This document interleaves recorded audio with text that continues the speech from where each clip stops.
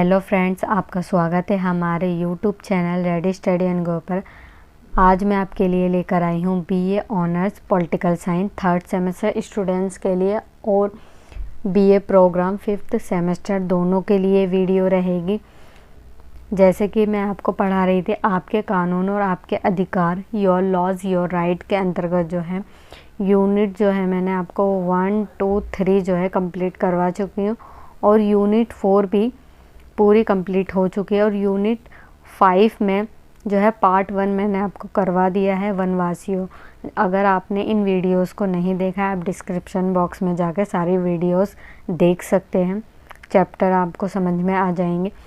आज हम कंटिन्यू करेंगे रोज़गार का अधिकार और महात्मा गांधी राष्ट्रीय रोज़गार के गारंटी अधिनियम के बारे में जानेंगे कि मनरेगा क्या था और मनरेगा के क्या उद्देश्य रहे थे। इस चैप्टर में जो है जो व्यक्ति जो है गरीब तबके के लोग होते हैं उनके अधिकारों के बारे में जानेंगे कि व्यक्ति को जो है काम से रिलेटेड जो है अधिकार जो सरकार ने दे रखे हैं। ठीक है, रोज़गार का अधिकार पढ़ेंगे। ठीक है, और ग्रामीण जो है अधिनियम के बारे में जानेंगे। इसके अंतर्गत जो मनरेगा था ये बहुत ज़्यादा इम्पोर्टेंट है मनरेगा। ठीक है, इसकी स्थापना जो 2005 में हुई थी, इसके बारे में हम आगे पढ़ेंगे। परिचय देख लेते हैं। इसमें फर्स्ट है काम का अधिकार। ये जो चैप्टर है, ये पार्ट है वो काम के अधिकार के बारे में, एक व्यक्ति को जो है उसके काम का अधिकार जो है क्या दे रखा है इसके बारे में हम पढ़ेंगे। नेक्स्ट है संयुक्त राष्ट्र द्वारा, संयुक्त राष्ट्र संघ जो है आपको पता है यूनाइटेड नेशन। ठीक है, तो उन्होंने जो है मानवाधिकारों की घोषणा करी थी सर्वप्रथम। ठीक है, मानवाधिकार जो है एक व्यक्ति को जो है मानव अधिकार जो है मिलने चाहिए जो आर्थिक, सामाजिक और सांस्कृतिक विकास की नींव पर आधारित है। अब जो मानव अधिकार जो है व्यक्तियों को दिया जाता है तो वो अपना आर्थिक विकास कर पाता है, सामाजिक विकास कर पाता है और सांस्कृतिक विकास कर पाता है। देखो, मानवाधिकारों के माध्यम से जैसे हमें स्वतंत्रता का अधिकार दे देते हैं। फॉर एग्ज़ाम्पल, आपको स्वतंत्रता का अधिकार नहीं दे रखा है तो आप कहीं और व्यापार करने नहीं जा पाओगे। ठीक है, अब व्यापार नहीं करोगे तो आपको आर्थिक हानि होंगे, आप अपना जीवन जो है व्यतीत सही ढंग से नहीं कर पाओगे। इसी वजह से जो है संयुक्त राष्ट्र संघ ने जो है मानवाधिकारों की घोषणा की और आर्थिक रूप से जो है लोगों को जो है अधिकार प्रदान किए ताकि मानव जो है अपना सार्वभौम विकास जो है कर पाए, सामाजिक स्तर पर जो है वो सारी चीज़ें कर पाए, अपनी सांस्कृतिक को बनाए रख पाए। तो ये सारे अधिकार जो हैं यूएनओ ने दिए। नेक्स्ट है भारतीय संविधान में काम का अधिकार राज्य के नीति निर्देशक सिद्धांतों के अंतर्गत शामिल है।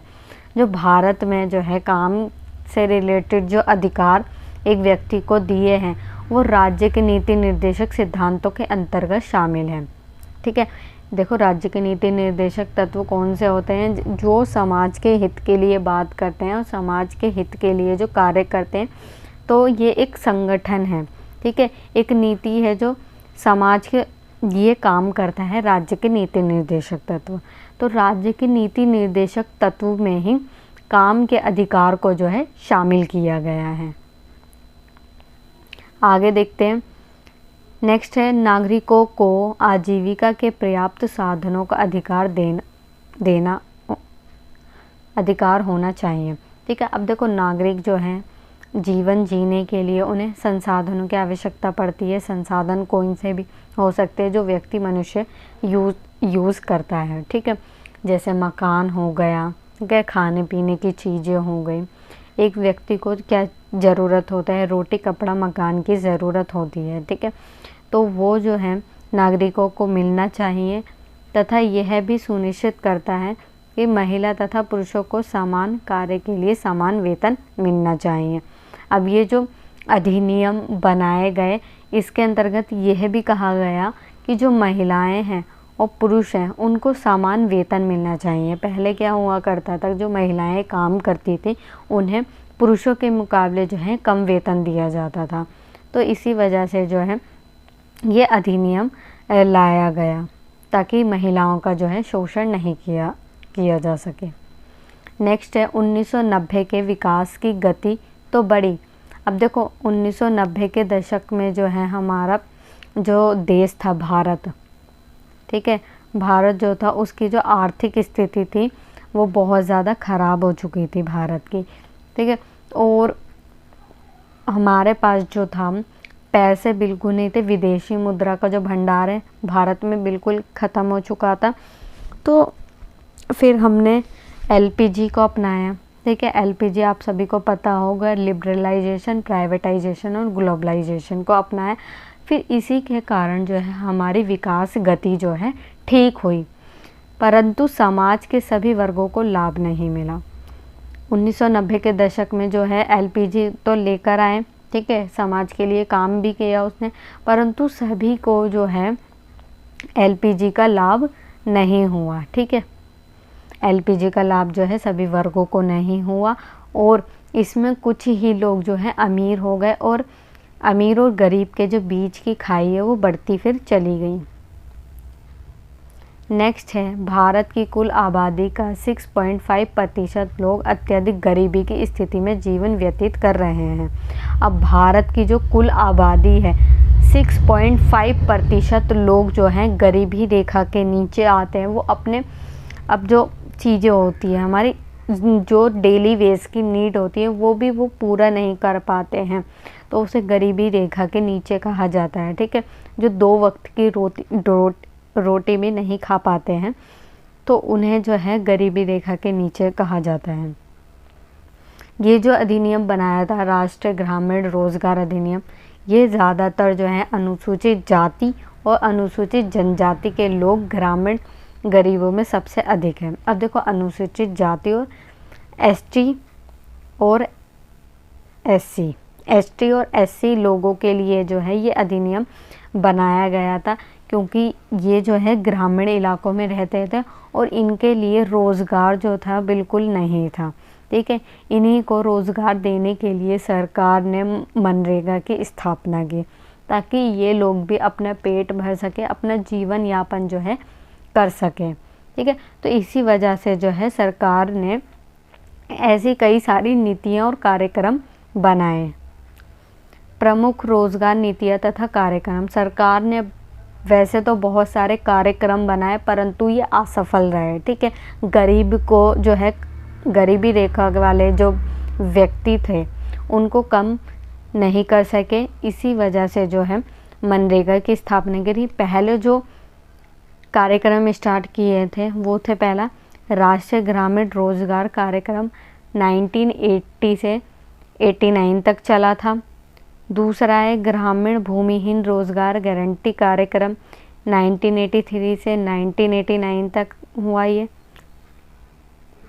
तीसरा है रोजगार आश्वासन योजना 1999 तक। जवाहर ग्राम समृद्धि योजना 1999 से 2002 तक चला, ठीक है। तो बहुत सारे जो है ये कार्यक्रम लागू किए परंतु ये असफल रहे थे। तो सरकार ने फिर मनरेगा की स्थापना करी। नेक्स्ट है गरीबी से निपटने के लिए भारत सरकार द्वारा उठाए गए सभी कदमों में से महात्मा गांधी राष्ट्रीय ग्रामीण रोजगार गारंटी अधिनियम या मनरेगा बहुत ही महत्वपूर्ण है, ठीक है। जो गरीब व्यक्ति है, गरीब तबके के अंतर्गत जो लोग रह रहे हैं उनके जीवन स्तर को सुधारने के लिए मनरेगा की स्थापना करी गई थी, ठीक है। इसे महात्मा गांधी ग्रामीण रोजगार अधिनियम भी कहते हैं, गारंटी देता है। इसे शॉर्ट में हम मनरेगा के नाम से जानते हैं। जिसकी स्थापना कब हुई थी? इसकी स्थापना 2005 में हुई थी। मनरेगा कार्यक्रम की शुरुआत हुई थी, ठीक है। आप सभी को ये डेट याद रखनी है कि 2005 में जो है मनरेगा कार्यक्रम की स्थापना हुई थी। इसके अंतर्गत लोगों को जो है 100 दिन के अधिकार, 100 दिन का जो रोज़गार है दिया जाएगा 100 दिन के लिए, ठीक है। 100 दिन तक जो है व्यक्ति को काम मिलेगा। नेक्स्ट है मनरेगा रोज़गार अधिकार गारंटी देता है। मनरेगा की स्थापना इसलिए की गई थी ताकि सभी नागरिकों को जो है रोज़गार प्रदान किया जा सके। नेक्स्ट है इसका उद्देश्य। इसका क्या उद्देश्य था मनरेगा का, कि ग्रामीण क्षेत्रों में आय की असमानता तथा खाद्य असुरक्षा को कम करना। देखो, गरीब और अमीरी की जो बीच की खाई थी, जो बढ़ती जा रही थी, उनके असमानता को कम करना था मनरेगा का ये प्रथम उद्देश्य था। ठीक है। और खाद्य सुरक्षा को कम करना।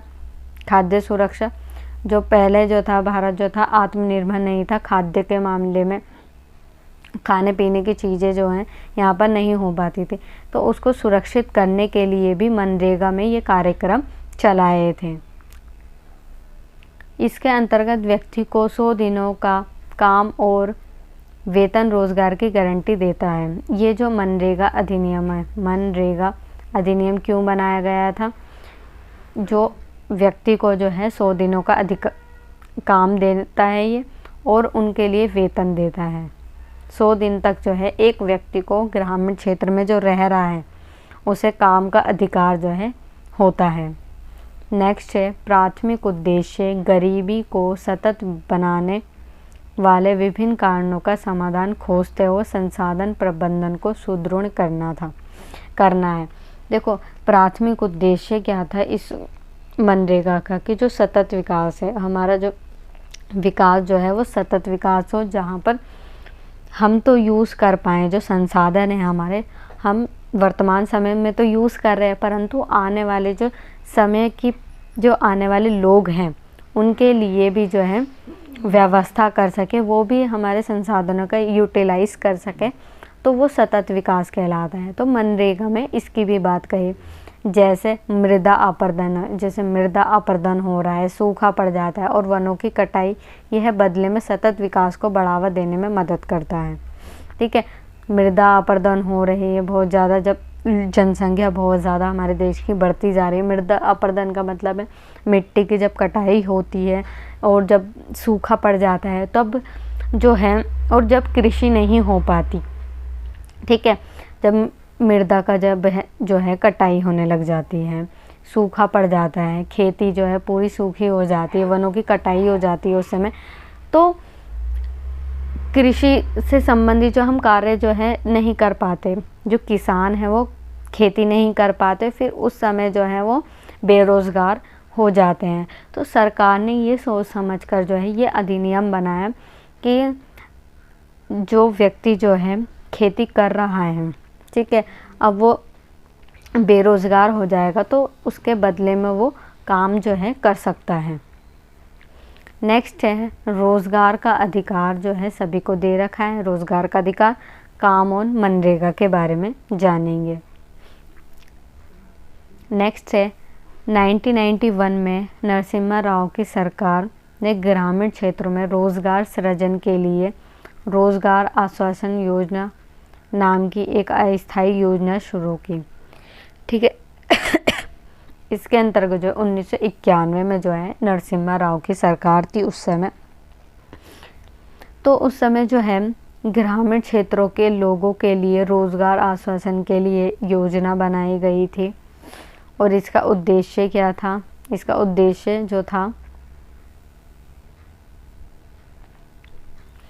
पहला उद्देश्य आधारभूत संरचना का विकास करना। इसका जो उद्देश्य था, जो ग्रामीण क्षेत्रों में विकास नहीं हो रहा, जैसे कि सड़कें जो हैं गाँव में कच्ची होती हैं, ठीक है, रोड़ें जो होती हैं, सड़कें होती हैं बहुत ख़राब होती हैं, ऊबड़ खाबड़ वाली होती है, तो उनको समतल बनाने के लिए जो है आधारभूत संरचना, वहाँ का इंफ्रास्ट्रक्चर जो है सही करने के लिए जो रोज़गार वहाँ पर उत्पन्न किया। नरसिम्हा राव की सरकार ने इसके बारे में सोचा। और खाद्य सुरक्षा बढ़ाना, ठीक है, खाद्य सुरक्षा, हम खाने पीने के मामले में भी आत्मनिर्भर नहीं थे, हम दूसरे देशों पर निर्भर हो चुके थे। हमारे पास तो सारी चीज़ें थी, फिर भी खेती वेती सारी चीज़ें थी, फिर भी हम विदेशों पर जो है निर्भर हो गए थे उस समय। तीसरा है कृषि कार्य उपलब्ध ना होने पर मजदूरों के लिए रोज़गार पैदा करना।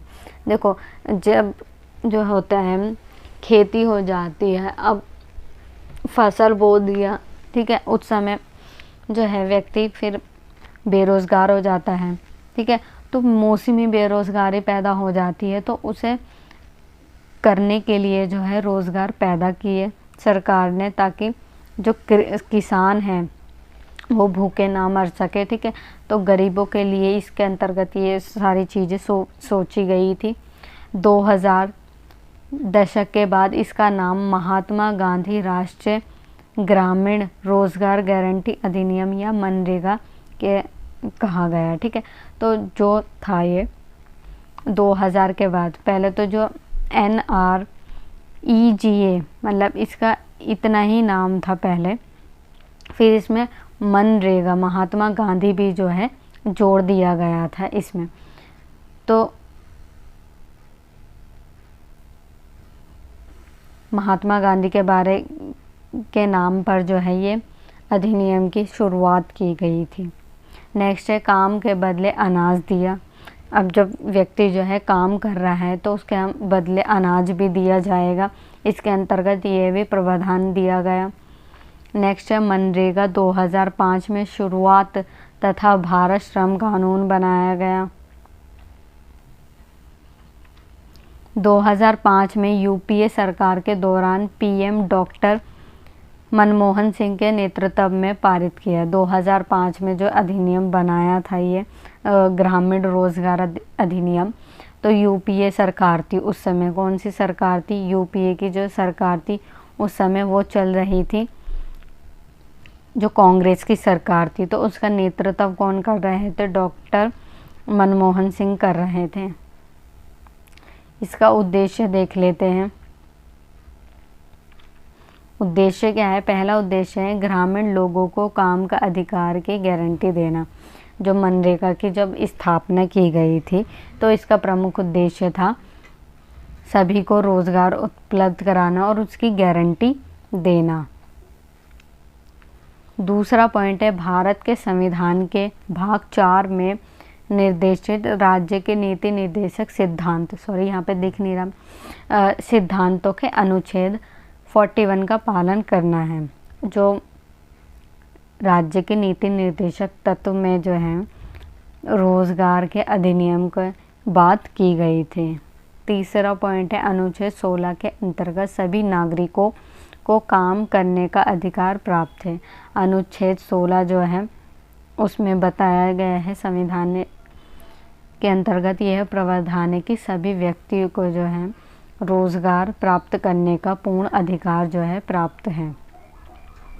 राज्य जो है जाति, नस्ल, धर्म, लिंग, निवास स्थान, जन्म स्थान, वंश या उनमें से रोजगार के मामले में किसी के साथ भेदभाव नहीं किया जाएगा।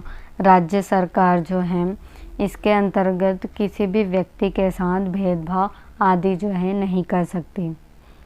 पांचवा है अनुसूचित जाति, जो SC और ST के लिए जो है उनको बढ़ावा दिया गया, क्योंकि यही लोग जो है सबसे ज़्यादा गरीबी रेखा के अंतर्गत आते हैं और इन्हीं को उभारने के लिए जो है मनरेगा आदि की स्थापना की गई थी।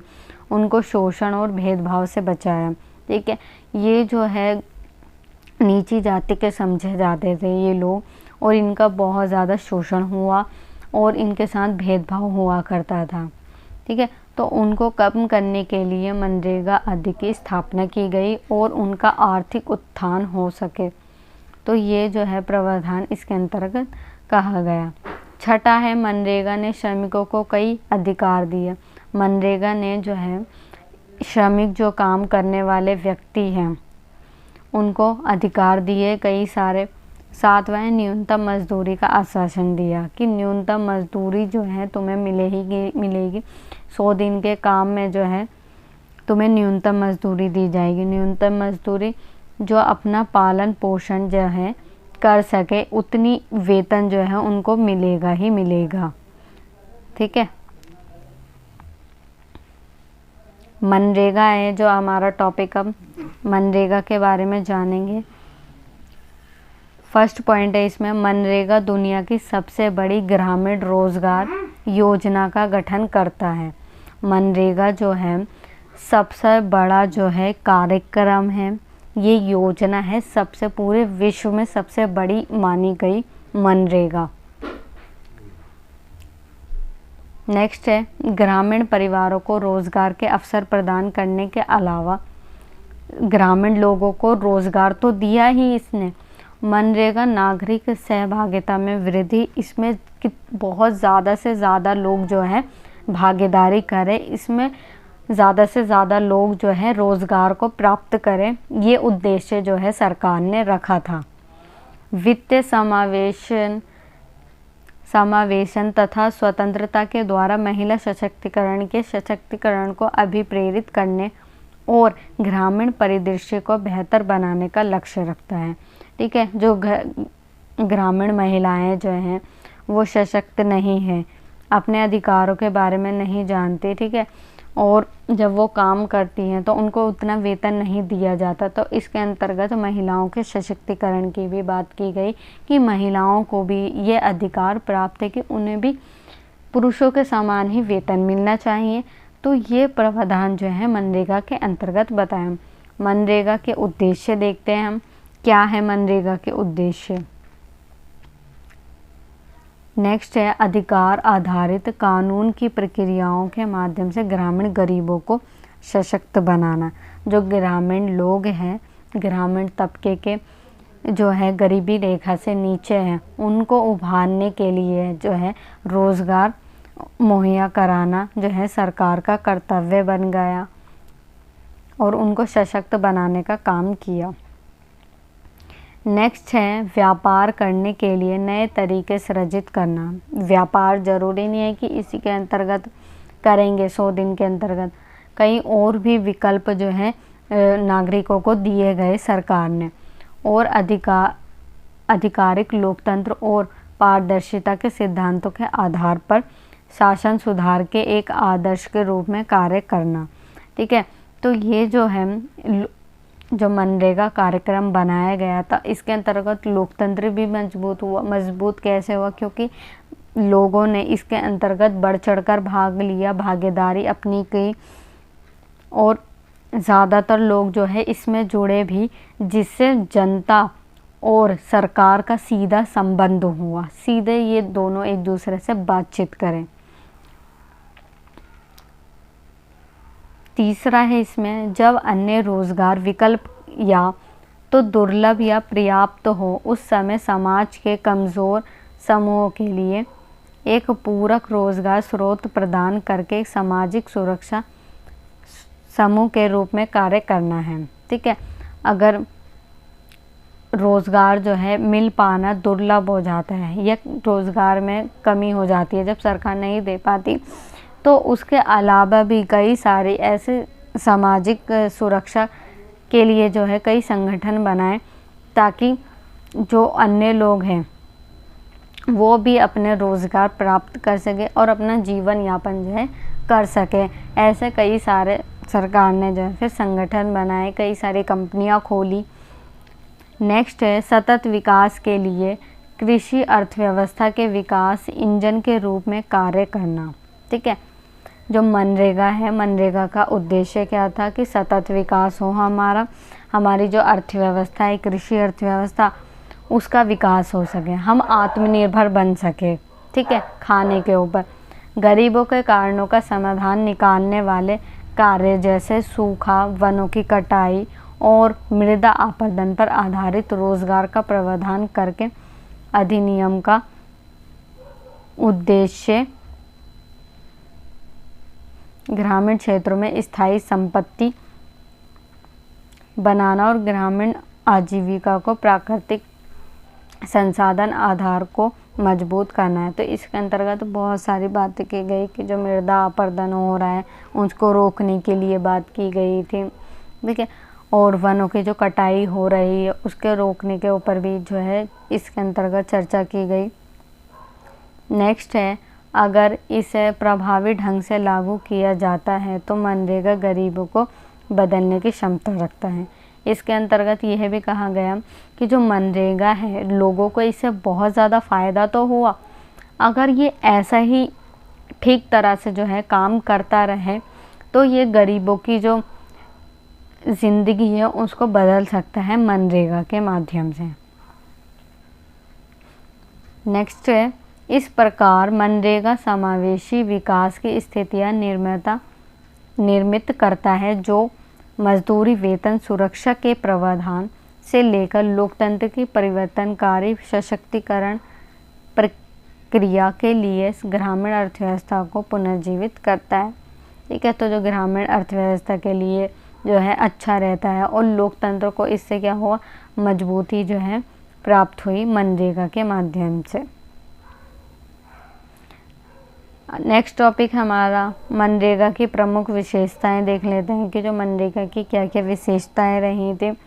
फर्स्ट है इसमें ग्रामीण घर का ऐसा कोई भी वयस्क सदस्य जो अकुशल शारीरिक श्रम साध्य कार्य करने के लिए इच्छुक हो, वह स्थानीय ग्राम पंचायत को लिखित या मौखिक रूप से पंजीकरण के लिए आवेदन कर सकता है। अब जो व्यक्ति जो है अकुशल है, जो काम करने के योग्य नहीं है, ठीक है, तो वो काम जो है करना चाहता है। अब जो काम करना चाहता है, तो अब देखो सरकार जो है डायरेक्ट तो इनसे बात नहीं कर सकती, तो ये अपने छोटे छोटे जो कर्मचारी है ग्राम पंचायतों के माध्यम से जो है वहाँ पर इन्हें नियुक्त किया गया। और ग्राम पंचायत में बहुत सारे व्यक्ति जो है काम करते हैं और वहाँ के जो स्थानीय निवासी है उनको सूचना देते हैं कि तुम्हारे यहाँ पर जो है ये मनरेगा स्टार्ट हो रखा है और जिसके अंतर्गत आपको 100 दिन का रोज़गार दिया जाएगा। तो इसके बारे में जो है ग्राम पंचायत ने बताया। और जो व्यक्ति जो है इसमें आना चाहते हैं तो वो लिखित रूप से या मौखिक रूप से जो है पंजीकरण, मतलब कि नाम वगैरह जो साइन वगैरह करते हैं तो वो कर सकते हैं। और फिर नेक्स्ट डे या बाद में जो है मनरेगा के माध्यम से वो अपना रोज़गार कर सकते हैं। दूसरा पॉइंट है ग्राम पंचायत द्वारा उचित सत्यापन किए जाने के बाद नरेगा के तहत काम करने के इच्छुक घर के सभी वयस्क सदस्य की फ़ोटो के साथ नौकरी कार्ड आवेदकों को मुफ्त में जारी किया जाता है। फिर इसके अंतर्गत जब वो ग्राम पंचायत को अपना पंजीकरण दे देता है, ठीक है, तो उसमें व्यक्ति को नौकरी कार्ड दिया जाता है जब तक वो काम करेगा। तीसरा है जॉब कार्ड आवेदन करने के 15 दिनों के भीतर जारी किया जाना चाहिए और 15 दिनों के अंतर्गत जो है जॉब कार्ड जो है मिल जाता है। चौथा है जॉब कार्ड धारक के पास ग्राम पंचायतों को एक लिखित आवेदन प्रस्तुत करने का विकल्प होता है जिसमें वह अपने काम की अवधि बताता है। हालांकि रोज़गार के दिनों में न्यूनतम 15 दिन होना आवश्यक है। ठीक है, तो न्यूनतम 15 दिनों तक जो है उसको दिया जाता है कि वो काम करने के लिए आ सकता है, जो व्यक्ति जो होता है। पांचवा पॉइंट है ग्राम पंचायत रोजगार के लिए लिखित आवेदन के लिए दिनांकित रसीद जारी करती है और इस रसीद के 15 दिनों के भीतर रोजगार प्रदान करने की गारंटी संचालित होती है। और देखो 15 दिनों के अंतर्गत जो है ग्राम पंचायत बता देती है और उसका जॉब कार्ड भी बना देती है कि 15 दिनों के अंतर्गत ये सारा जो है पंजीकरण करना है पहले, फिर अपने परिवार और स्वयं की जो है फ़ोटो देनी होती है, फिर वो अपना जॉब कार्ड जो है बना देते हैं और 15 दिनों में जब जॉब कार्ड बनकर आ जाता है तो जो व्यक्ति काम करना चाहता है तो उसे मिल जाती है ये सारा काम।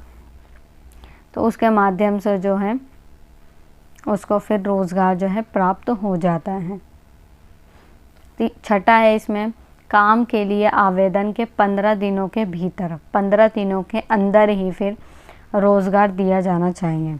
अब ये पंजीकरण हो गया, नाम वगैरह फ़ोटो वगैरह चढ़ गई, 15 दिनों के अंदर जो है जॉब कार्ड भी उसका बना दिया व्यक्ति का, तो वो जो है 15 दिनों के अंतर जो है रोज़गार उसे मिल जाता है। और ऐसा करने में विफलता के मामले में अधिनियम के अनुसार दैनिक बेरोज़गारी भत्ते का भुगतान किया जाता है और बेरोज़गारी भत्ते का भुगतान करने का दायित्व राज्य पर है।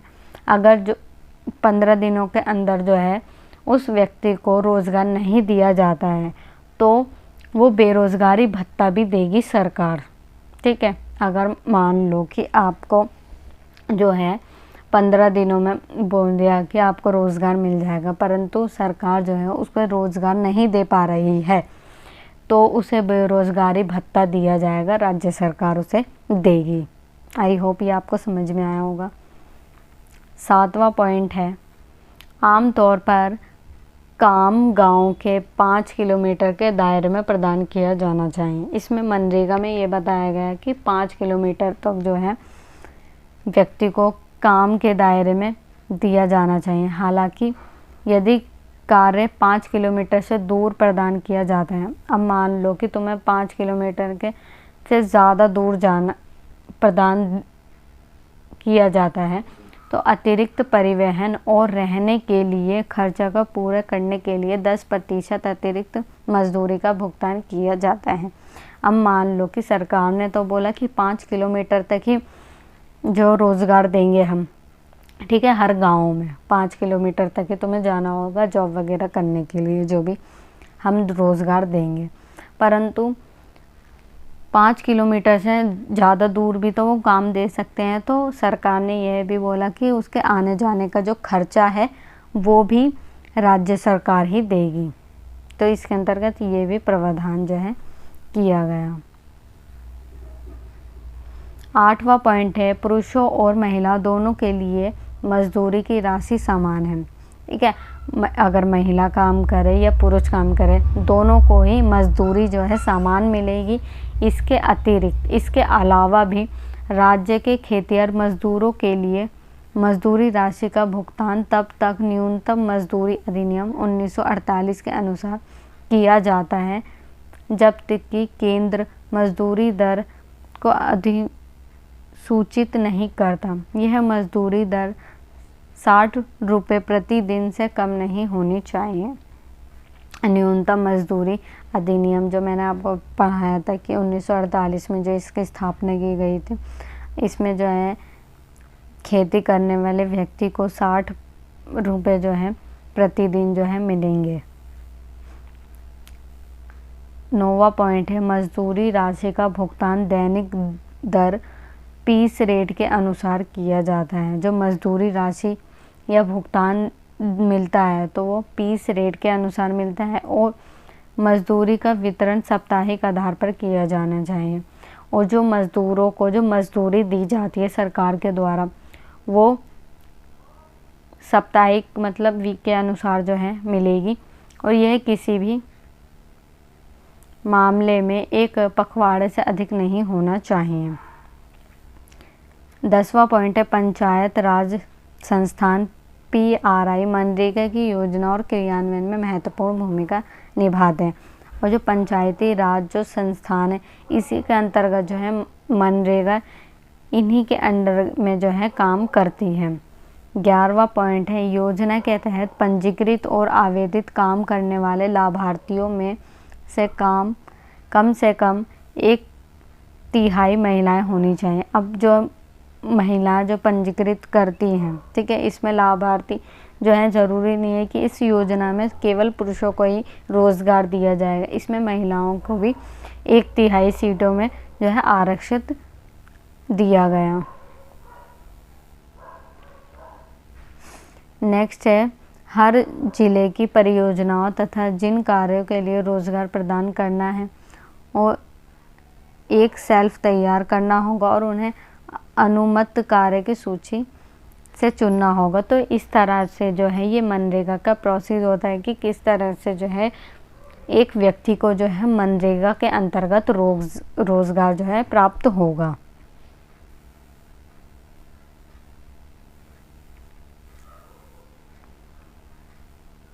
नेक्स्ट टॉपिक है मनरेगा और इसका कार्यान्वयन देख लेते हैं। क्रियान्वयन कैसा है कि मनरेगा के अंतर्गत जो है इसके अंतर्गत कौन काम करता है और इसका जो काम है वो कर्मचारी के बीच कैसे समन्वय होता है, सरकार इसमें कैसे भूमिका जो है अपनी निभाती है। मनरेगा के कार्यान्वयन के लिए निम्नलिखित बुनियादी सिद्धांतों का पालन आवश्यक है कि जो मनरेगा है कुछ सिद्धांतों पर टिकी हुई है कि मनरेगा कैसे स्टार्ट होती है, ठीक है, इसके अंतर्गत कौन कौन से लोग जो है भागीदारी निभाते हैं। फर्स्ट टॉपिक है इसमें समुदाय की भागीदारी। ठीक है, जब मनरेगा की स्थापना हुई थी तो समुदाय के जो लोग हैं इसमें भागीदारी कैसे निभाई। ग्राम सभा बनाई। जब मनरेगा की स्थापना हुई थी तो ग्रामीण क्षेत्रों में अलग अलग गाँव में जो है ग्राम सभाएं बना दी गई और सामुदायिक भागीदारी के लिए कानूनी रूप से अनिवार्य संस्था है। और ये जो संस्था है वो राज्य सरकार द्वारा खुद बनाई गई थी, जैसे ग्राम सभा, ठीक है। तो ये राज्य सरकार द्वारा बनाई गई थी, इसलिए इसे कानूनी रूप जो है प्रदान किया। हालांकि ग्राम सभा के अलावा समुदाय की भागीदारी अन्य तरीके से हो सकती है। ज़रूरी नहीं है कि ग्राम सभा होगी तो मनरेगा ये संस्था तभी चलेगी। इसमें जो है जैसे श्रमिक संघ भी बनाया जा सकता है, स्वयं सहायता समूह भी बन सकता है, स्थानीय सतर्कता और निगरानी समिति और उपयोगकर्ता समूह, स्थानीय लाभार्थी समितियां और अन्य आधिकारिक संरचनाएं भी हो सकती है। समुदाय के हिस्से पर सक्रिय सार्वजनिक जवाबदेही और पारदर्शिता सुनिश्चित करने के लिए बहुत आवश्यक है। इसके अंतर्गत जो है सरकार जो होती है उसके अंदर पारदर्शिता होनी चाहिए, यानी जनता और सरकार के बीच जो है पारदर्शिता होनी चाहिए। जनता जो है सरकार के बीच जो है सीधे तौर पर बात कर पाए। दूसरा पॉइंट है जिला कार्यक्रम समन्वयक और कार्यक्रम अधिकारी। इसमें जो ऊपर वाला जो था मैंने आपको बताया वो ग्रामीण क्षेत्र के लिए है कि जो ग्रामीण क्षेत्र के लिए ग्राम सभा बनाई गई। जिले में जैसे शहरों में जिला कार्यक्रम हुआ, जिला स्तर पर जिला कार्यक्रम समन्वयक डीपीसी और ब्लॉक स्तर पर कार्यक्रम अधिकारी पीओ अधिनियम के उचित क्रियान्वयन को सुनिश्चित करने के लिए जिम्मेदार है। तो ये जो है जिले स्तर के लिए किया गया था सरकार ने।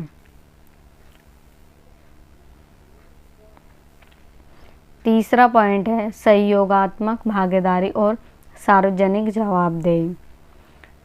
सहयोगात्मक भागीदारी और सार्वजनिक जवाबदेही मतलब जो लोग जो हैं मनरेगा में भागीदारी कर रहे हैं और सार्वजनिक जवाबदेही की सरकार जो है इसका जवाब देगी। अधिनियम के क्रियान्वयन के लिए केंद्र सरकार, राज्य सरकार और पंचायत और स्थानीय समुदाय के बीच एक सहयोगी भागीदारी की आवश्यकता है। इसके अंतर्गत जो सरकार जब काम करेगी तो केंद्र, राज्य और पंचायती और स्थानीय सरकार मिलकर जो है भागीदारी इसके अंतर्गत निभाएगी अपनी। और गांव और ब्लॉक स्तर के मुख्य रूप से समन्वय गतिविधियों से संबंधित हैं। गांव में जो जितने भी निर्णय लिए जाएंगे और ब्लॉक, पहले होता है गांव, फिर ब्लॉक, फिर जिला, ठीक है। तो ठीक इसी प्रकार से ये 3 तरीके से जो है काम होता है सरकारों के अंतर्गत। गांव, ब्लॉक, जिला और राज्य स्तर पर जो है संबंधित संस्थाएं अधिनियम की योजना, पर्यवेक्षण और निगरानी से जुड़े हैं। तो यही जो सरकारें होती हैं 3 तरह से जो है ये चल कर काम बनाती हैं और उनकी निगरानी जो है करती हैं।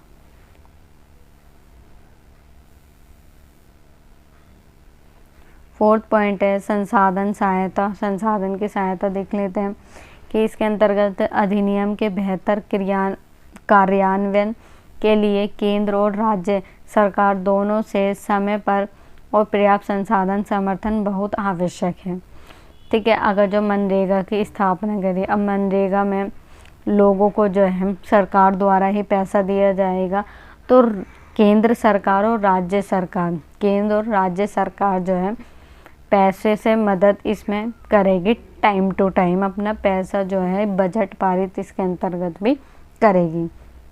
नेक्स्ट है पंचायतों की भूमिका। इसके अंतर्गत मनरेगा के अंतर्गत जो है पंचायत की क्या भूमिका है।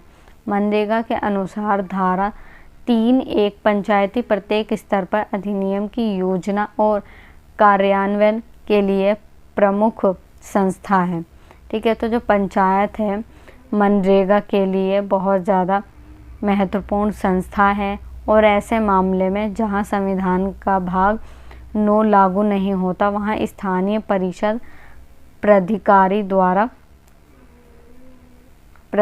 द्वारा जो है संबंधित राज्य द्वारा अनिवार्य जिम्मेदारियों का निर्वहन किया जाता है।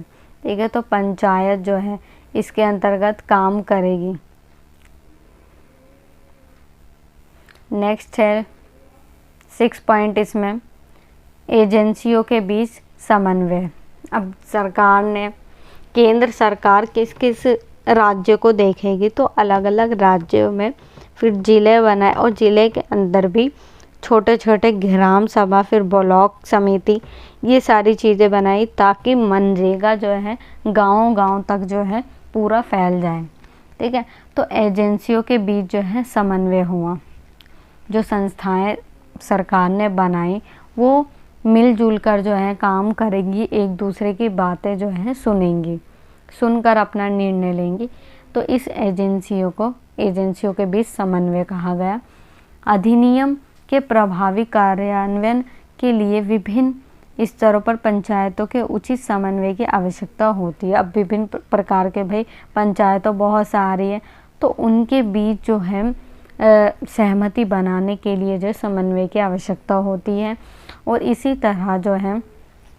तरह जिला ब्लॉक प्रशासन पंचायतों को भी अधिनियम के उचित कार्यान्वयन के लिए मिलकर काम करने की आवश्यकता होती है। ठीक है, जिस प्रकार पंचायत जो है समन्वय करती है, तो ठीक उसी प्रकार से जिला और ब्लॉक को भी मिलकर अपना काम जो है इसके अंतर्गत करना चाहिए। नेक्स्ट टॉपिक है और लास्ट हमारा टॉपिक है ये मनरेगा की चुनौतियां तथा आगे का मार्ग। मनरेगा वैसे तो सभी के लिए बहुत ज़्यादा हेल्पफुल रहा, सभी को इससे लाभ मिला और ज़्यादा से ज़्यादा जो है गरीबी इसमें बढ़ चढ़ कर आए, परंतु इसमें कुछ खामियां भी जो हैं बताई गई। आइए वो उन खामियों को पढ़ लेते हैं।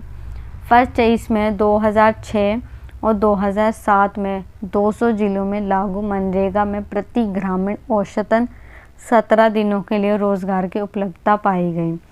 वैसे तो 2005 में मनरेगा की स्थापना की गई थी, परंतु ये 2006 और 7 में लागू किया और 200 जिलों में, केवल 200 जिलों में लागू किया गया। और वहाँ पर जो ग्रामीण क्षेत्र था उनके लोगों को केवल 17 दिनों तक काम पर रखा। मतलब बात क्या हुई थी कि 100 दिनों का हम रोज़गार देंगे, 100 दिनों का रोज़गार की बात की गई थी ऊपर, परंतु इस चुनौती में बताया कि केवल 17 दिनों तक ही जो है लोगों को काम पर रखा। तो इसकी सबसे बड़ी जो है पहली खामी तो ये देखने को मिली हमें। नेक्स्ट है, जबकि अधिनियम के अंतर्गत 100 दिनों तक का काम करने की बात कही थी। ठीक है, आप सभी को मैंने ऊपर बताया कि मनरेगा में 100 दिनों के बाद के रोज़गार की बात की गई थी, परंतु उसमें क्या कितने 17 दिनों तक ही रोज़गार में रखा व्यक्तियों को। नेक्स्ट है, संसाधन के आवंटन में विभिन्न राज्यों में काफ़ी अंतर देखा जा सकता है।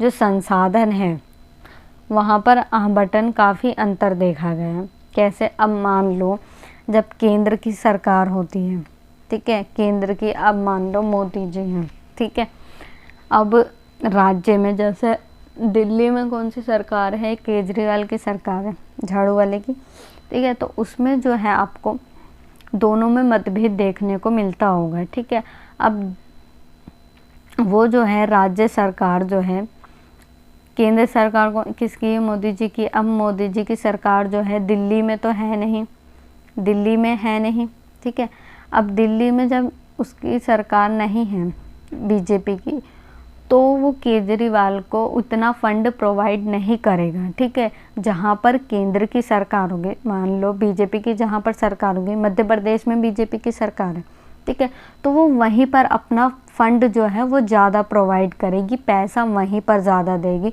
इसीलिए संसाधनों के आवंटनों में जो है अंतर देखा गया।